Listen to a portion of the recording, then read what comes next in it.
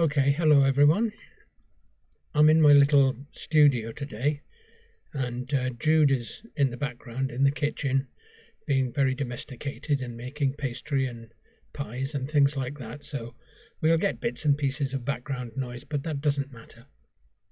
Now I've got a book with me today, and as you can see, I hope you can see, yes, it's called The Singer's and Actor's Throat, and it's written by Mr. Norman Punt. Now, friends of mine who are actors and singers and who use their voices professionally will probably know all about this man. Now, Norman Punt was eminent as a throat and voice specialist. No, let's go even further. Let's say he was preeminent. He was absolutely the number one to whom everybody turned if they had a vocal problem.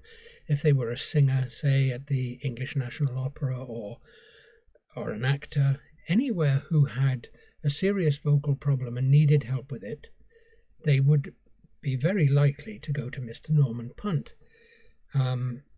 People like Laurence Olivier, Ralph Richardson, John Gielgud, all the famous knights and lords of their day, all of them would have consulted Mr. Norman Punt. Let me read you a tiny little bit from the front of the book to indicate the kind of influence that this man had. Now, this isn't a word that I use very often, so I hope I can pronounce it properly. But Mr. Norman A. Punt, who had a string of letters after his name, which I could recite to you, but I don't actually know what they all mean, like FRCS, ED, MRCS, LRCP, DLO. And then, here's a difficult one for me. He was the laryngological advisor to the National Theatre, the English National Opera, and he was a laryngologist to the Royal Shakespeare Company, the Royal Academy of Dramatic Art, the D'Oyly Carte Opera Company, the Birmingham School of Music. The list goes on.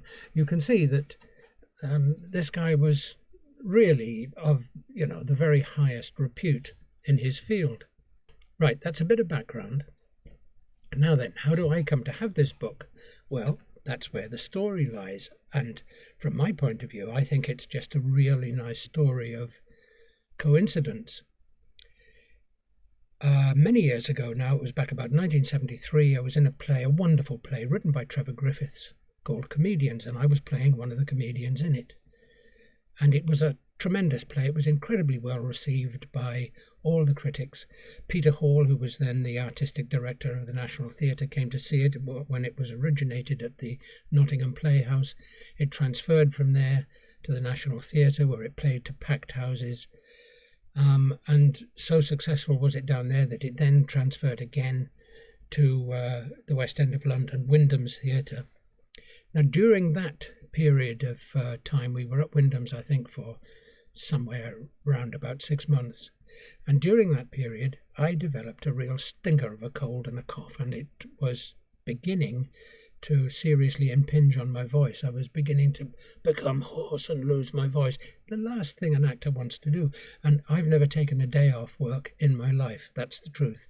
Whenever I've been working, I stick at it. I don't want to take a day off work. I could have, because we did have an understudy cast who were one of whom would have stepped in and covered me had it been necessary, but I didn't want that to happen. So the theatre said, go and see Mr. Norman Punt, and I did. And he was wonderful. He was all the things that I expected him to be, and he put me right. He told me what to do, and more importantly, what not to do. And he gave me medication, and it sorted me out. And over the next couple of days, my voice gradually improved, got better under his instructions and supervision, and then the problem went away. Perfect. Lovely. And I was very grateful. The second time I saw him was in similar circumstances, but about 10 years after that. This would probably now have been about 1983, I think. I was in a play at the Mermaid Theatre called Trafford Tansy, and I had a similar episode there. About halfway through the run of the play, vocal problem, went to see Mr. Norman Punt. Okay, that's the background. That's the beginning of my story. So, fast forward, I don't know, 25, 30 years. One of the other things that I also do is I train dogs. I love dogs. Dogs have always been a part of my life. Ever since I was a child, I've had a dog, and as an adult, I don't think a single year has passed since I've been living on my own that I haven't had a dog in my life. And that's another bit of background. Now, anybody who trains dogs knows that, particularly if you compete with them in working trials, like I do, there's a risk at some point or another that the dog might pick up an injury, might go a bit lame, being a bit too enthusiastic or losing its technique a bit on one of the jumps. And anyway, this happened with a particular dog, and somebody had advised me that I should go and see a veterinary chiropractor who lived not far away from me, and I did. She was a young woman who was one of very few at the time. There weren't many veterinary chiropractors around. And I went to see her, and she was remarkable. I mean, really, really good. Sorted my dog out. And when it came to the end of the consultation, I asked, because I had my checkbook with me to pay her, and I asked how would she like me to make the checkout? Did it want to go to a business account or to her own private account? She said, "Oh, just make it out to me, please." And she said, "Emma, just make it out to Emma Punt," and then the sum of money that was involved. And then she added, and if she hadn't added this, the story would have ended at this point, but she added, "It's not a very usual name, is it, Punt? You don't see many people with that surname." And I said, "No." I said, "That's true." I said, "In fact, I don't think I've ever met anybody called Punt before, except," and then I told her, very briefly, the same story that I've just told you guys. And as I told her the story, I noticed her face become, well, it had a slight smile on it, and her eyes kind of brightened. And when I finished the story, she said, "Norman Punt? You knew Norman Punt?" And I said, "Well, yes, as a patient, as a client." She said, "He was my grandfather." And Emma at that time was working from her mother's house, and she said, Mom, come here quickly. There's a man in here who knew Grandpa." And her mother came in, and we had a chat, and I told her the basic outlines of the story as well. And I just thought, I left that day with a smile on my face, thinking, well, what a nice, wonderful, totally unexpected bit of, I don't know, what would you call it, serendipity, that such a period of time had passed. I mean, at the time I went to see Mr. Norman Punt, it never occurred to me that 30 years later I would become a client of his granddaughter's. And anyhow, I left Emma's company that day with a smile on my face and thinking, what a lovely thing to have happened. Then some more time passed, and by the way, I should say that whenever any of my dogs shows any symptoms of discomfort, or I'm a little bit worried about their physical shape and their fitness, that's my first port of call, is to go and see Emma. Anyway, the next time I went to see Emma, on this occasion, when she was working, after she'd finished, her father came into the room, Jonathan, and he said to me, I mean, I can't remember his precise words, but he said, "Emma tells me that you were in a play called Comedians." And I said, "Yes." He said, "I saw that play." He said, "and it was absolutely wonderful. It was stunning. It was an incredible play." He said, "and you were wonderful in it." And I said, "Well, what can I say except thank you very much. That's really kind of you." He said, "Wait here a minute. I've got something for you." And he disappeared off into his study or wherever, and half a minute later he came back holding this book, which he gave me as a present. But there's more to it. If that was the end of the story, that would have been enough as far as I'm concerned, because once again I had a big beaming smile on my face. But it turns out that there's an inscription in this book which makes it unique. By the way, any of you who are actors or singers who want this book, it's still very much available. You can't see Mr. Norman Punt anymore, I'm afraid, because he died.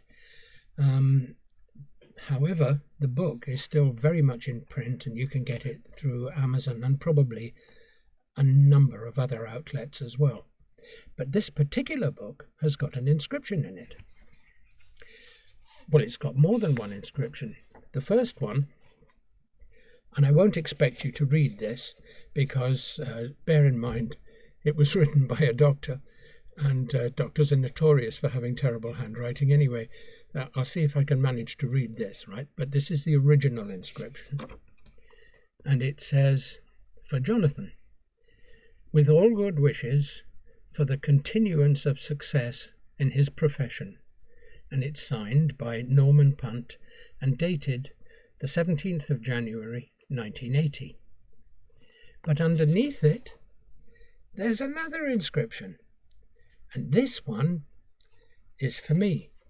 Now, this tickled me. This was absolutely wonderful because Emma's father had written in it, when he gave it to me, when he gave me the book, he said, and it made me smile, it said, "By apostolic succession via 3 generations, best wishes."